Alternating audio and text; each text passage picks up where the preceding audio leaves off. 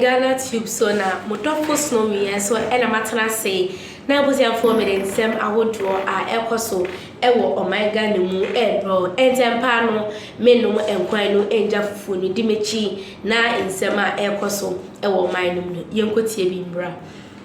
Coming up, the Minister for Lands and Natural Resources, that's Emmanuel Amakofeboa, has said that the next step in the fight against illegal mining is to declare all forest reserves and also water bodies as security zones.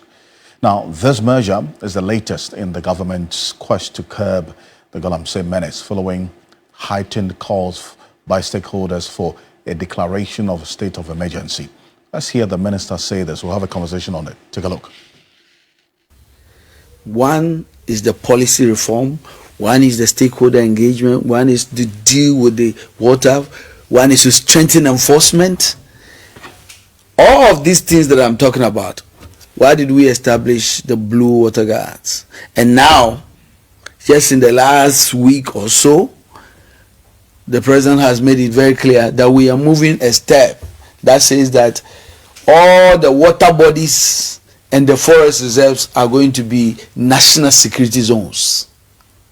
You know what that means? It's red zone, no go. And we are now preparing to deploy permanent security forces in this area. The level of distraction that this new government came to meet, we are under no illusion that this is going to be solved in 8 months. But we are proud of what we are doing. We are seeing the progress. And at every time when we believe... So that's the position that the Minister for Lands and Natural Resources, Emmanuel Amakofeboa, espoused on GTV earlier.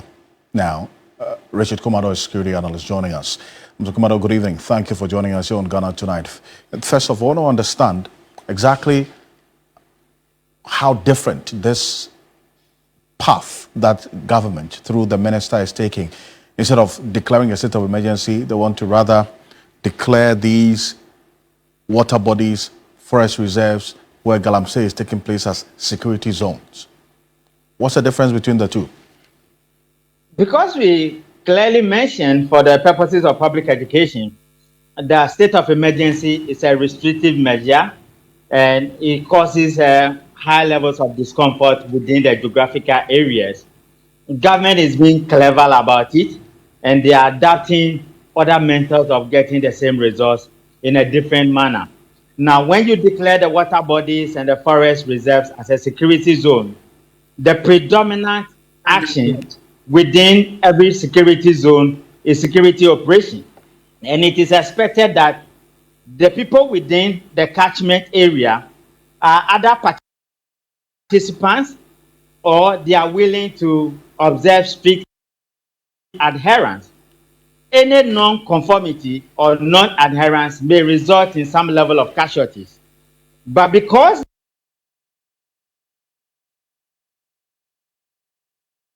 these are exclusively, or you have exclusive right to the forest and to the water bodies, it makes it a little bit far away from where you have a predominant mass activities of human beings. And what this also means is that because the minister or the president is willing and able to declare a particular forest or a water body as a security zone, it gives exclusive right to security officers, the national anti-Galamsey officers, or any other military or the police force they will bring, the forestry task force, the gold board task force, and all other task force in a fight against Galamsey to protect and to guide it. And they will guide it strictly. The entering and exit will have to be based on strict procedure. So that is where we are. And I think if they can manage it that way, based on the geographical mappings they might have done and the security risk assessment which we have done for the past 5 years, it would have helped them to at least stop the other activities that finally resulted in the debris that fall into the water and create many of the mess we are seeing around. And so that this will involve the deployment of the military to these areas, water bodies that Galamsey is taking place on, the forest reserves where Galamsey is taking place, and so there'll be permanent military posts in these areas, correct? Yeah, they use, my brother Felix Ofosukwati said, they have risk classified 44 zones as a high risk Galamsey zones, and they are going to put permanent law enforcement posts there. But if you understand how this terrain works, yeah, you may have a post, but it doesn't mean the same officers are going to be at the place for a very long time. They may go on routine, they may go on patrol, and they may go on routine basis. And so it depends on who is leading the operation and how they want to manage it. What is key in a security zone is a predominant feature of security activity. So all the activities, the major activities you will find around all these zones, whether they are in the forest zone or they are underwater bodies, are going to be largely controlled and managed by security forces, whether it's the BNI, is the police, or is the military, or exclusively by the National Anti-Galamsey Task Force they have formed. But then guess what? The task force we have, you know, the forestry guards are also task force in the fight against Galamsey. Right. Then you have the national Anti-Galamsey Task Force. True. Then you have other task forces There's that work. The Blue Water Guards and all the others. Exactly. You know. Exactly. Then you have the Gold Board.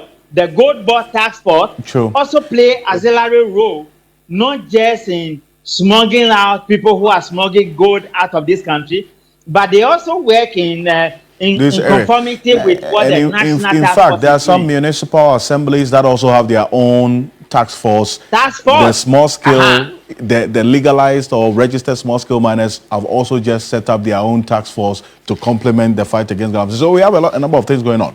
But then again, you make a you need to ask the minister, there has to be conformity. If they have conformity and they streamline it, then there will be what we call command and control, and it makes life easier for them. Other than that, we have to come back again and say some people are going out of line and they need to conform. And I do appreciate you for this. Thank you so much. Richard Komado is a security consultant and analyst as well, joining us here on Ghana Tonight.